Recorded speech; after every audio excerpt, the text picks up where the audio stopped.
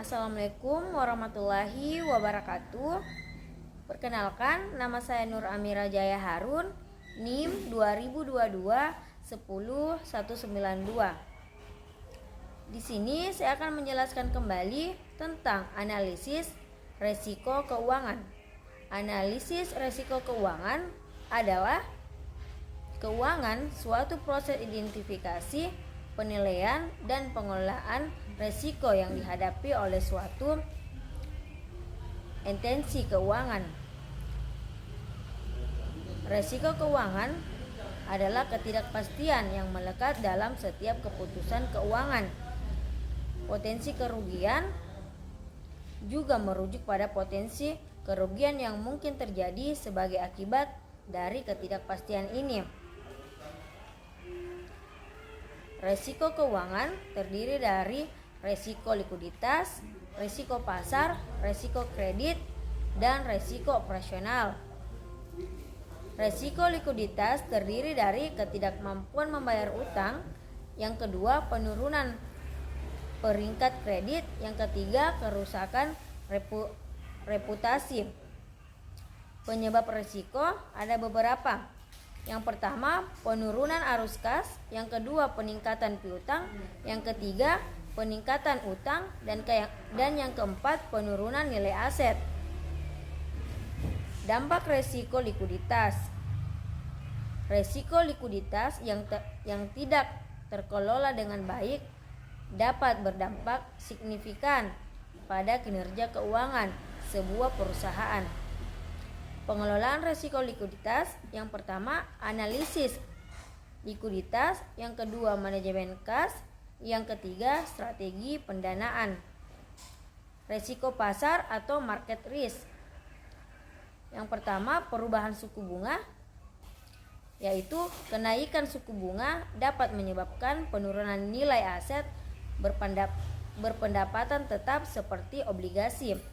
Yang kedua fluktuasi harga saham. Perubahan sentimen investor dapat menyebabkan naik turunnya harga saham secara signifikan. Yang ketiga, volatilitas mata uang. Perubahan nilai tukar mata uang dapat berdampak pada nilai aset yang dimiliki dalam mata uang asing.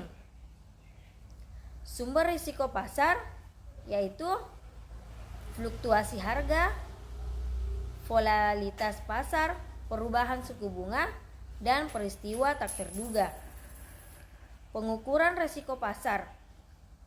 Pengukuran risiko pasar penting untuk memahami dan mengelola potensi kerugian akibat fluktuasi harga aset.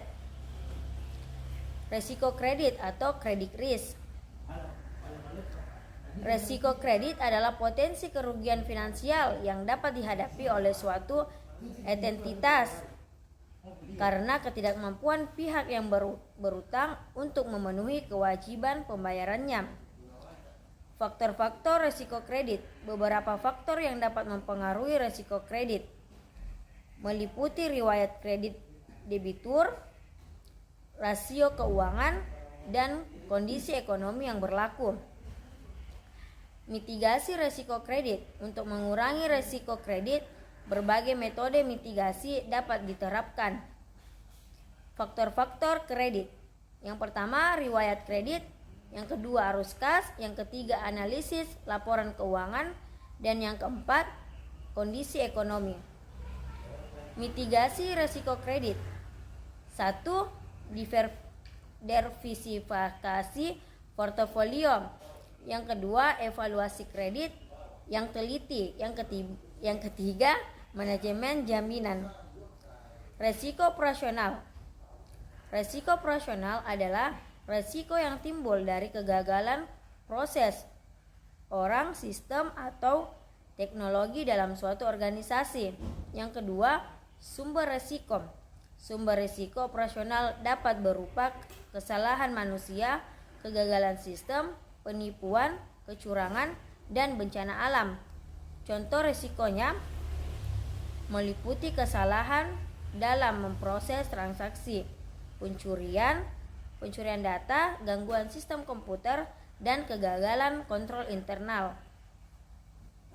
sumber risiko operasional, kesalahan manusia, sistem dan teknologi, proses bisnis, faktor eksternal. Pengelolaan risiko operasional. Yang pertama, identifikasi. Langkah awal adalah mengidentifikasi potensi risiko operasional yang mungkin dihadapi perusahaan. Yang kedua, evaluasi. Yang ketiga, mitigasi. Dan yang keempat, monitoring. Risiko solvabilitas. Merujuk pada kemampuan perusahaan untuk melunasi kewajiban keuangan jangka panjangnya, termasuk utang obligasi dan kewajiban lainnya. Indikator risiko solvabilitas. Risiko solvabilitas merujuk pada ketidakmampuan perusahaan untuk memenuhi kewajiban keuangan jangka panjangnya. Beberapa indikator risiko solvabilitas. Pada umumnya, yang pertama, rasio utang terhadap ekuitas. Kedua, rasio solvabilitas. Ketiga, rasio liabilitas terhadap aset.